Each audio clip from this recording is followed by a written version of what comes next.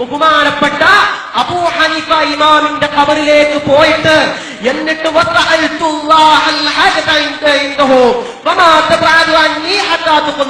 ബഹുമാനപ്പെട്ട അബൂ ഹനീഫ ഇമാമിന്റെ ഖബറിനെ ചെന്ന് ചോദിച്ചാൽ എനിക്ക് എന്ത് പ്രശ്നമാണെങ്കിലും അതില്ല.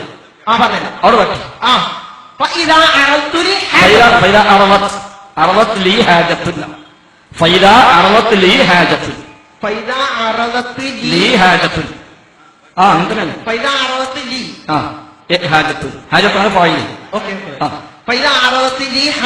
എനിക്ക് ആവശ്യം എന്ത് ചെയ്താലും ഉണ്ടായാൽ പോരെ, എനിക്ക് ആവശ്യം ഉണ്ടായാൽ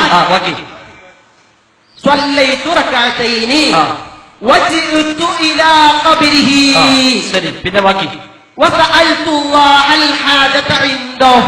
അള്ളാഹിനോട് പ്രാർത്ഥിക്കുന്നു. അവരെ മുൻനിർത്തി അതുകൊണ്ട് കിട്ടി മുൻനിർത്തിയ അല്ല ബഹുമാനപ്പെട്ട അബൂ ഹനീഫ ഇമാമിന്റെ അപ്പൊ ഇതിന് മുന്നേ പറഞ്ഞ ഇന്നീല അത്തബറക്ക് അബീ ഹനീഫത്ത. അപ്പൊ അതോ ആയിക്കോട്ടെ, അത് കാണാൻ പോയതാ. ഇത് പറയും അവിടെ വെച്ച് ഞാൻ അള്ളാഹിനോട് ദുആ ചെയ്യും. അള്ളാഹിനോട് ദുആ ചെയ്യുന്നു. എവിടെ ബിന്ദഹു ആ ഖബറിനെ വെച്ചിട്ട് ഖബറിനെ വെച്ച് അള്ളാഹിനോട് അതിന്റെ മോളെ ഇന്നീല അത്തബറക്ക്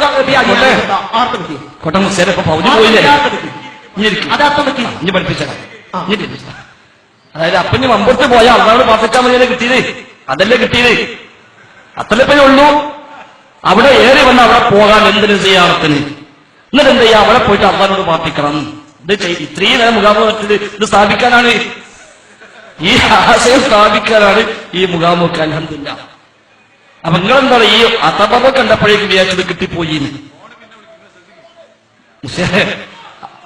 ഇനി അതേ പറ്റുള്ളൂ, ഇനി അതാ ഏറ്റവും നല്ല പണി. ഇനി ഒച്ചപ്പാടുണ്ടാക്കി, കാരണം വേറെ നിവൃത്തില്ലല്ലോ, മോനെ വിടുന്നല്ലോ. അപ്പൊ മുസ്ലിയാർ ഇനി നിങ്ങള് നല്ല ആത്മാർത്ഥമായിട്ട് പറയാം. നമ്മൾ സമയത്ത് കഴിഞ്ഞല്ലോ, അല്ലെങ്കിൽ ഇരിക്കും. ഇപ്പൊ ഇമാം സാഹിബ് പറഞ്ഞെന്താണ്, നിങ്ങൾ പോവല്ലേ, നിങ്ങൾ ചെറിയ പ്രതീക്ഷകളെ പറ്റി നമുക്ക്